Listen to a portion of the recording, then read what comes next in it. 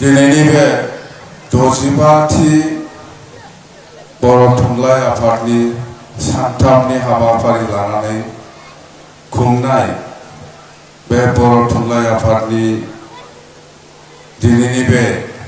गेवलां मेलखौ दैदेननाय मानगोनां बर' थुनलाइ आफादनि आफादगिरि बिथां डक्टर शरद चन्द्र आदा नोंथां आरोबाव दिनैनि बे गेवलां मेलाव गाहाय आलासि महरै नुजाथिफैनो हानाय आसामनि केबिनेट मन्त्रि बिथां जयन्त मल्ल बरुवा आरोबाव बुंथिगिरि हिसाबै नुजाफैनो हानाय सिगांनि बर' थुनलाइ आफादनिनो सेक्रेटारि बिथां कमलाकान्त मोसाहारि आरोबाव दिनैनि बे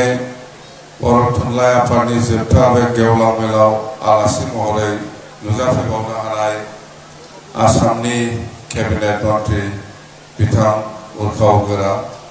ब्रह्म बिथां आरोबाव नुजाफैबावनो हानाय MP लकसभानि MP बिथां जयन्त बसुमतारी आरोबाव नुजाफैबावनो हानाय राज्यसभानि MP बिथां रणधीरा नार्जारी आरोबाव दिनैनि बे मेहेरगोनां गेवलां मेलाव बाहागो लाफैनो हाबावदों दिल्ली इउनिभार्सिटिनि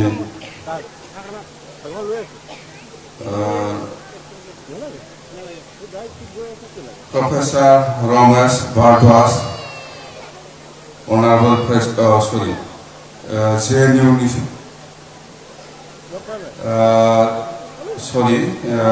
आरोबाव आलासि महरै नुजाफैबावनो हादों प्रफेसर रमेश भारद्वाज गान्धी हिन्दुस्तान साहित्य सभानि आफादगिरि आरोबाव नुजाफैबावनो हादों JNU नि प्रफेसर मीनाक्षी बायदेव आरोबाव डक्टर मीनाक्षी बायदेव आरोबाव गोबां बे BTC ओनसोलनिनो मानगोनां MLA फोर नुजाफैबावदों आरो बड'लेण्ड टेरिटरियेल काउन्सिलनिनो गोबां MCLA आरो EF बिथांमोन नुजाफैबावदों आरो गुबुन गुबुन साहित्यनि बेवहाय आलासि महरै नुजाफैबावदों बिथांमोनखौबो आङो बरायबाय लोगोसे बिजनी जिल्लानि बा बिजनी ओनसोलनि गुबुन गुबुन ओनसोलनिफ्राय एबा गामिनिफ्राय नुजाफैनो हानाय गासै बर' थुनलाइखौ मोजां मोननानै दिनैनि बे गेवलां मेलाव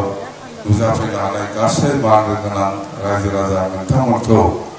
फैगौ दमासिखौ बरायनानै आंनि गोसो गोरबोनि अननाय मोजां मोननाय आरो सिबिनायखौ बावहरग्रोबाय। थारैनो बे सानथामनि हाबाफारि लानानै बर' थुनलाइ आफादा जिखिनि आयदाफोर लानानै दिनैसिम सावरायबोबाय थादों थारैनो बाख्नायथाव आरो आं जिखिनि खोनादों बा बुजिनो मोनदों बर' थुनलाइ आफादा जेरैबायदि एजेन्डा एबा जेरैबायदि सावरायदों बे थांखि बादियै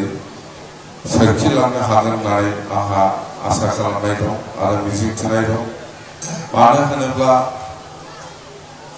बर' थुनलाइ आफाद होनोबा रावबो मिथियै गैला दिनै आसामाव आरो बे बर' थुनलाइया जोंनि बर' हारिनि मोनसे माहारि आफाद बयबो मिथिगौ बर' थुनलाइखौ जोङो बर'फ्रा बयबो संगठन दानो माने गार्जेन आफाद हिसाबै माने बयबो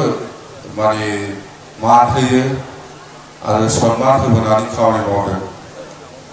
दिनै नोंथांमोना मिथिगौ बेवहाय राजनितिया हयथ' बेलेग बेलेग जानो हागौ बयबो बर' साहित्य सभाखौ बर' थुनलाइ आफादखौ सनमान होनानै दिनै बेवहाय फैदों आरो जों बयबो मानियो आरो मानिलांबाय थागोन होननानै आंहा मिजिं दङ। दिनै बेवहाय नुदों नोंसोरो दुलाराय बर' फरायसा आफादाबो जोंनिनो बर' समाजनि मोनसे सात्र संगठन बिथांमोनाबो सनमान होनानै दिनै बर' थुनलाइ आफादनि बे मिथिङाव नुजाफैदों। दुलाराय बर' फरायसा आफादनि आफादगिरि नेहाथारि नुजाफैदों। नोंथांमोना नुबाय खोनाबाय बा बर'नि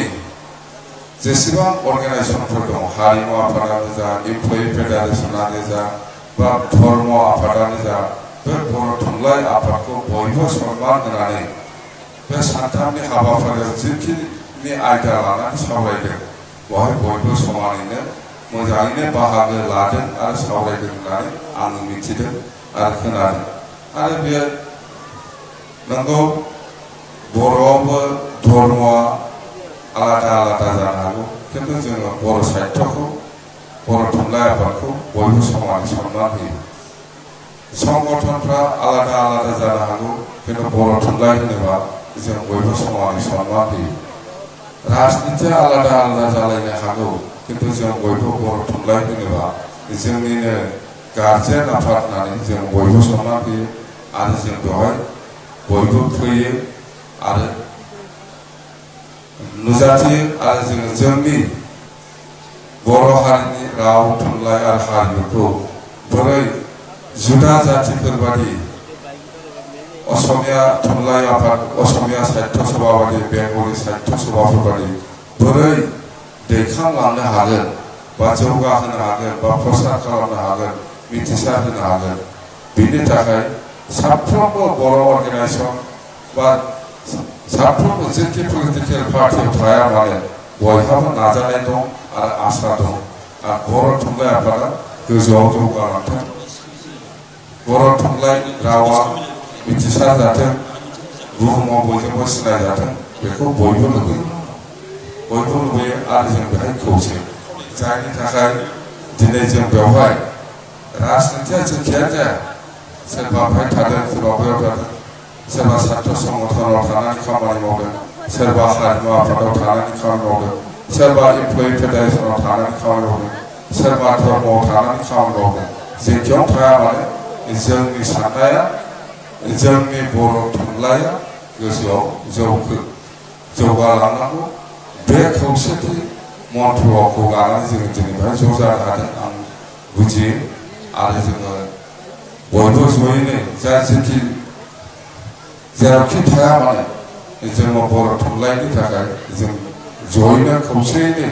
खामानि मावलायगोन आरो खामानि मावलांनो हागोन होननानै आंहा आसा दङ आरो मिजिंथिनाय दङ। दा बेखिनियानो आरो जोङो राव गैयाबा रावबो सिनाय जाया बेखौ बयबो मिथिगौ हारिमु गैयाबा रावबो सिनाय जाया जोंहा बर'हा गावनि राव दङ गावनि हारिमु दङ बेखौ फोथांनानै लाखिनो थाखायनोथ' जाहाथे जोंबो असमिया कालचार बादि जोंबो बेंगलि कालचारफोर बादि जोंबो पान्जाबि कालचारफोर बादि हारिमुफोर बादि जौगालांनो हायो बेफोरखौ लाखिनो थाखायनो बेखौबो फोजौलांनांगौनि थाखायनो जोंनि बड'फा उपेन्द्रनाथ ब्रह्मआ बे मन्थ्रखौ लानानैनो आन्दलनखौ दैदेनबोदोंमोन होननानै जों मिथिगौ। जोंबो बर'आ गुबुन जातिफोर बादि जौगालांनो हायो नङा जिहेथु जोंहा राव दंखायो जिहेथु जोंहा हारिमु दंखायो गासिबो दंखायो बेखौ फोथांनानै लाखिनाया जोंनि दायथ' आरो बेखौ जों फोथांनांगोन आरो बेखौ जोङो जौगाहोलांनांगोन। जोंहाबो गावनि गाव राव हारिमु दंखायो जोङो मानो मालायखौ लानो बेफोरनि गोबां थांखि लानानै जोंनि बड'फा उपेन्द्रनाथ ब्रह्मआ आन्दलनखौ दैदेनबोदोंमोन होननानै आङो बुजिगौ बेनो थार जों बर' हिसाबै थांनानै थानो लुबैयो आरो जों जुदि बर' हिसाबै थांनानै थानांगौबा जोंनि राव हारिमु गासिबो कालचार बेखौ फोथांनानै लाखिथारनांगोन अब्लासो जोङो सिनायजागोन अब्लासो जोङो जौगानो हागोन जों बेखौनो आं बेखौनो बुजियो जायखिजाया जोङो बयबो बुजिलायगौ जोङो जेखि राजनितियाव थालाया मानो जों जेखि संगठनाव थालाया मानो जोंनि थांखिया मोनसेयानो जे बर' हारिया जौगाखांनांगौ फारफ्रोमनिफ्रायबो सोलोंथाइखौनो होन इडुकेसनानो होन बा जायखिजाया राव हारिमु गासैबो जौगाखांनांगौ आरो बेनि थाखाय जोङो खौसे खामानि मावलायनांगोन जोङो राजनितिखौ लानानै जुदा जुदा जालायदोंबाबो जाथिनि खेथ्रआव जोङो खौसे जानांगौ आरो खौसे जागोन होननानै आंहा आसा दं आरो फैगौ समफ्रावबो दिनै जोङो बे बर' थुनलाइ आफादनि जिथु बे जुथुमा बेवहायदि जोङो ज' जालायनो हादों बेखौ आङो फैगौ समफ्रावबो जेब्लायबो थाबाय थागोन होननानै आसा खालामो आरो जोङो नुजालायनो हानांगोन आरो जातिखौ जौगाखांहोनो थाखाय जाय फाराफारि जेखि लामायानो जाया मानो जोङो नाजालायनांगोन आरो मावनो हागोन बा मावलांगोन होननानै आंहा आसा दं बेखिनिखौनो बुंबाय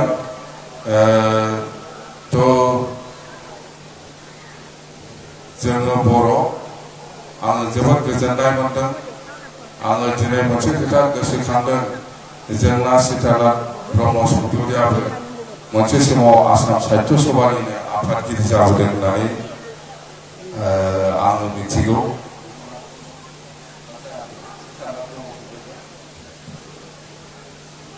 सीतानाथ ब्रह्म चौधुरिया आसाम साहित्य सभानिबो ब्रह्म माने बर' नङाबा ना हारसा बर'ब्रा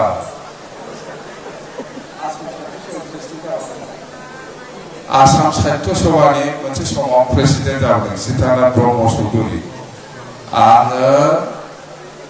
आसाम साहित्य सभानि प्रेसिडेन्ट जाबोदों बिराद गिदिर खोथा दा आं बुंगोन दिनै गाज्रि मोननो नाङा जिहेतु बिटिसि सरकारखौ जों सालायगासिनो दङ सीतानाथ ब्रह्म चौधुरिनि नामाव बे टेन फाख्रि फिल्डआव बेबायदि बिराद गिदिर अडिटरियाम हल बानायनांगौ ना बानायनाङा ना बानाङासै खिन्थु आं बानायगोन बेवहाय सीतानाथ ब्रह्म चौधुरिनि नामाव गाज्रिथ' जाया आंनि मानोना गाज्रि सीतानाथ ब्रह्म चौधुरि बे बर' दा मानसिया नङा हारसा नङा ना बर' ना हारसा बर'बा बिनि नामाव आं बे टेम्पाखौ बे बिजनि बे फोथाराव मोनसे गिदिर मोजां मोनसे अडिटरियाम हल बिनि नामाव जिहेतु जों सरकार सालायबाय नालाय माबा मोनसे होआबा गाज्रि बेखौ होलांबाय आं दे बेखिनिखौनो बुंनानै आं फोजोबबाय गोजोनथों थेंक इउ